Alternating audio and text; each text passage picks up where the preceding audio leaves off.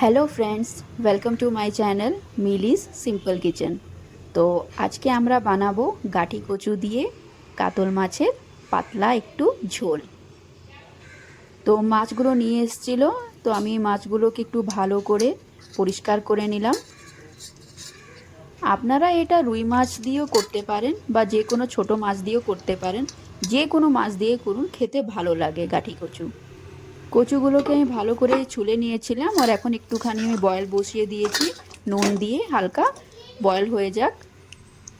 এক সাইডে আমি হলুদ নুন দিয়ে মাছগুলোকে হালকা করে মেখে রাখলাম। গাঠি কচুর সাথে আপনারা আলুও দিতে পারেন, একটু ছোট ছোট করে কেটে, ভালো লাগে, দুটোই ভালো লাগে খেতে।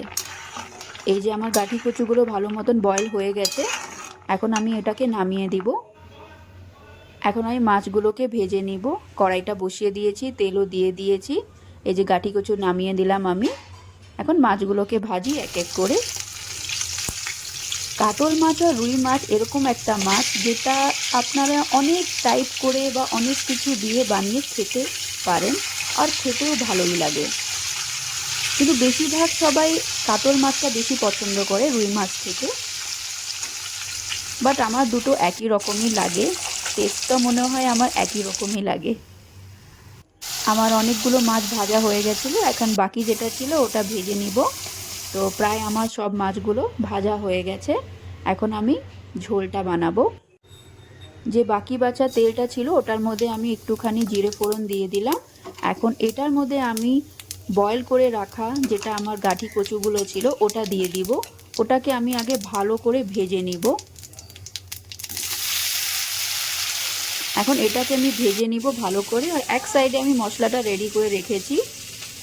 মশলার মধ্যে আমি একটুখানি নুন, হলুদ, জিরে গুঁড়ো আর শুকনো লঙ্কার গুঁড়ো দিয়েছি, মানে কাশ্মীরি লাল মির্চ। এটা দিয়ে আমি পাতলা করে ঝোলটা বানাবো।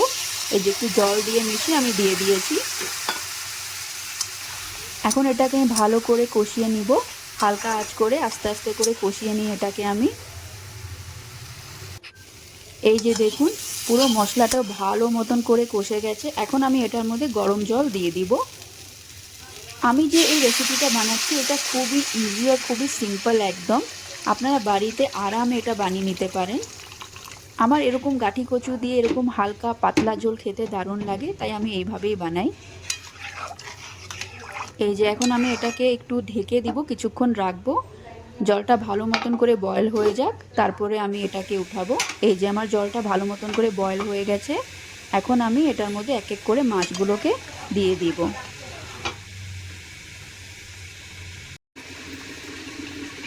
এই যে এখন আমি এক একটা করে মাছগুলো দিয়ে দিলাম। যদি আপনাদের কাছে কখনো কখনো হয় না মাছের মুড়া থেকে যায়, তো মাছের মুড়া দিয়েও কোনো দিন করে দেখবেন, দারুণ লাগে খেতে। ওটার সাথে তো আরও ভালো লাগে। ইলিশ মাছের মাথা দিয়ে খেয়ে দেখবেন, তাহলে বুঝতে পারবেন কী খেতে লাগে এটা। আর আমি যেইভাবে বানিয়েছি এরকম পাতলা ঝোল করে দেখবেন, এগুলো মাছের এইরকম রেসিপি পাতলা ঝোল দিয়ে খেতে ভাল লাগে। এই যে আমার সব রেডি হয়ে গেছে, একটু ধনেপাতা দিয়ে দিলাম আমি, আর 2 মিনিট জাল দিয়ে আমি এটাকে নামিয়ে নিব। এই যে আমার মাছের ঝোল পুরো রেডি। এখন আমি এটাকে ভাতের সাথে, গরম গরম ভাতের সাথে সবাইকে দিব খেতে। আমার রেসিপিগুলো যদি আপনাদের ভালো লাগে প্লিজ লাইক, সাবস্ক্রাইব আর শেয়ার করবেন। চলুন দেখা হবে আবার নেক্সট ভিডিওতে।